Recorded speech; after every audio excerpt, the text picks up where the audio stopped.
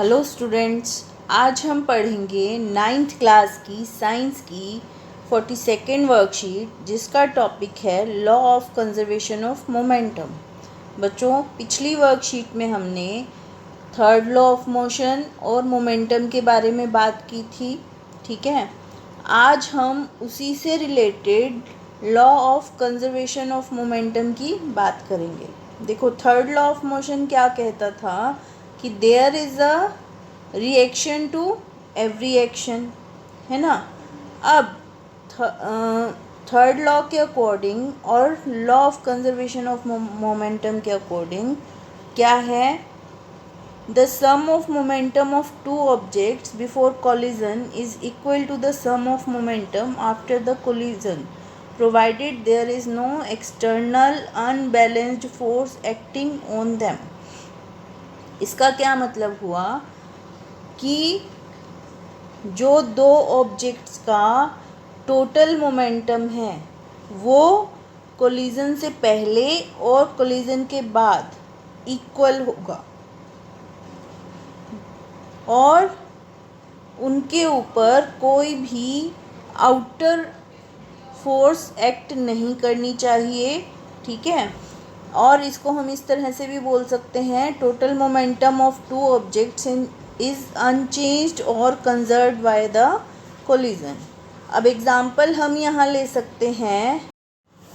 देखो बच्चों, इसको ऐसे समझते हैं कि एक गन है और बुलेट है और अभी फायर नहीं किया गया है, तो दोनों रेस्ट में हैं, और जब रेस्ट में हैं तो मोमेंटम ज़ीरो होगा।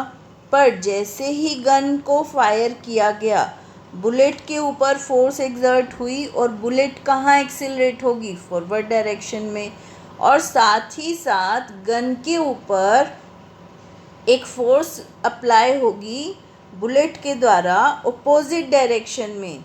और इससे क्या हुआ, जो टोटल मोमेंटम था सिस्टम का वो ज़ीरो हो गया, या हम बोलते हैं कि कंजर्व हो गया।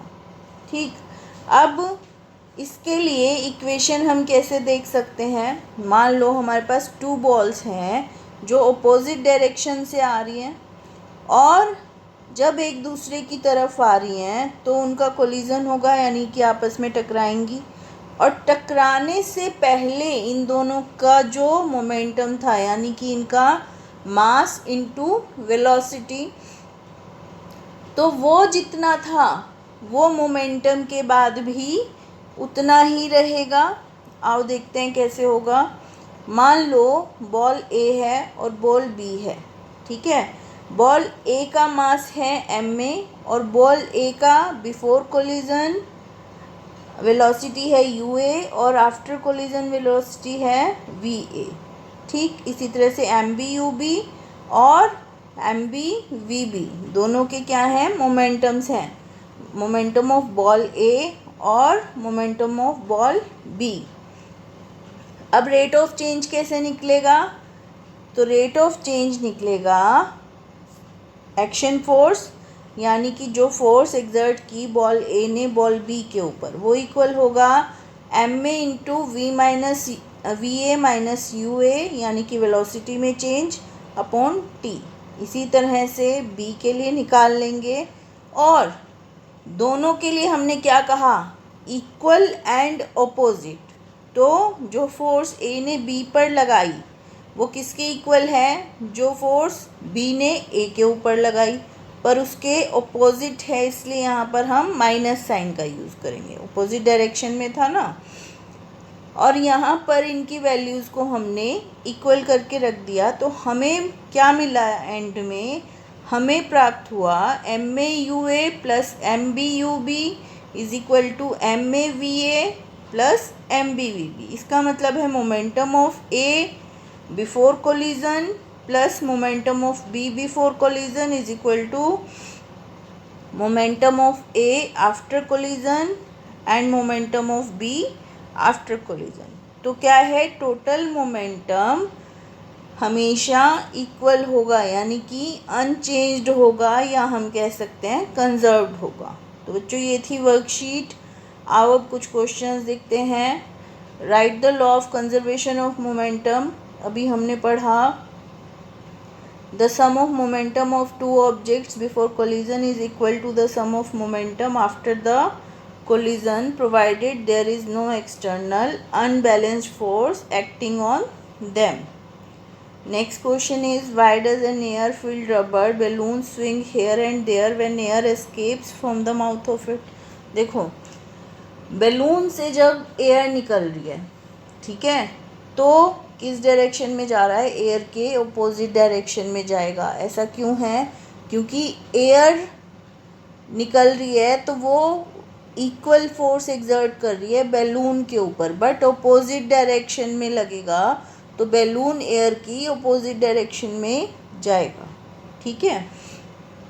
Why a rocket moves in forward direction on ignition. इसी तरह से रॉकेट में होगा. रॉकेट को इग्नाइट करते हैं, यानी कि उसके विक को हम जब जलाते हैं तो क्या होगा? प्रेशर के साथ धुआं निकलता है और नीचे की डायरेक्शन में निकलता है धुआं, और रॉकेट के ऊपर इक्वल एंड ऑपोजिट डायरेक्शन में फोर्स लगता है और रॉकेट कहाँ जाता है? ऊपर की तरफ जाता है.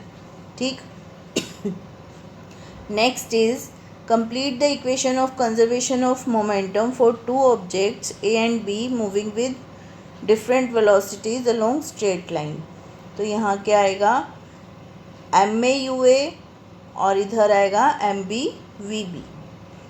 Fifth question is, during collision ball A exerts force FAB on ball B and ball B exerts force FBA. यहाँ आएगा FBA on ball A. These two forces must be equal and opposite to each other. ठीक है बच्चों, तो ये थी हमारी आज की वर्कशीट. आई होप आपको समझ आई होगी और अब आप इसको आसानी से कर पाओगे. Thank you.